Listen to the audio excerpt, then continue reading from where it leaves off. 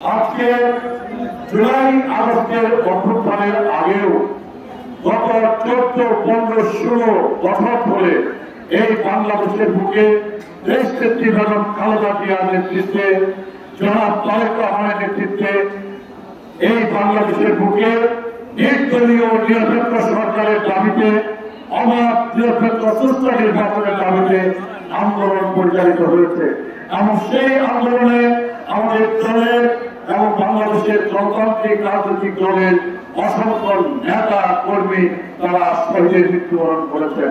আমাদের প্রিয় নেত্রী দেশনেত্রী বেগম খালেদা জিয়াকে মিথ্যা মামলা দিয়ে, সাজা দিয়ে, কারাগারে নিক্ষেপ করে, চিকিৎসা থেকে বঞ্চিত করে তাকে মৃত্যুমুখে ঠেলে দেওয়া হয়েছে আমরা জানি। আমাদের প্রিয় নেতা জনাব তারেক রহমানকেও মিথ্যা মামলায় সাজা দিয়ে ওই লন্ডনে বাংলাদেশ থেকে বহু মাইল দূরে, হাজার মাইল দূরে, বরবাদ থেকে দূরে, প্রয়োজন থেকে দূরে, বাংলাদেশ থেকে দূরে, দল থেকে দূরে তাকে আটকে রাখা হয়েছে।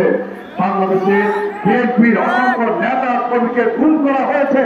সারা বাংলাদেশে লক্ষ লক্ষ নেতা কর্মী গ্রেপ্তার বরণ করেছেন। লক্ষ লক্ষ নেতা কর্মী মিথ্যা হয়রানিমূলক মামলার শিকার হয়েছেন, নির্যাতন নিপীড়নের শিকারে পরিণত হয়েছে।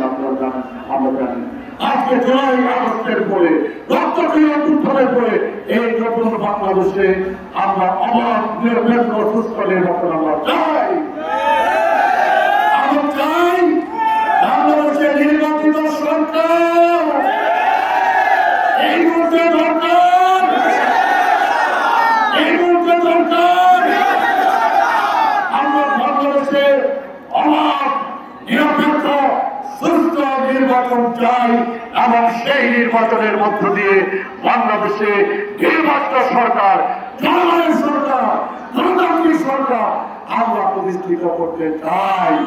বাংলাদেশে অনির্দিষ্ট কালের জন্য, অনন্তকালের জন্য বাংলাদেশে আমরা অনির্বাচিত সরকার, অন্তর্বর্তীকালীন সরকার আমরা দেখতে চাই না। আমরা দাবি করে অন্তর্বর্তী সরকারের প্রধান ডক্টর মোহাম্মদ ইউনূসের কাছে আমাদের দাবি, আমাদের বক্তব্য, আমাদের বক্তব্য পরিষ্কার। আপনি লন্ডনে বলেছেন জুলাই মাসের প্রথম দিকে জাতীয় সংসদের নির্বাচন অনুষ্ঠিত হবে। আজকে 5 তারিখ ঢাকায় আপনি সমাবেশে আপনি ঘোষণাপত্র জাতির সামনে আপনি হাজির করবেন। আপনি 1 তারিখ আপনার সরকারের 1 বছর পূর্ণ হবে। আজকে রক্তক্ষয়ী অভ্যুত্থানের 1 বছর পূর্ণ হলো। আমরা আশা করি আজকে এই 5 তারিখ মানিক মিয়া এভিনিউতে জাতির সামনে সেই ঘোষণাপত্র আপনি উত্থাপন করবেন।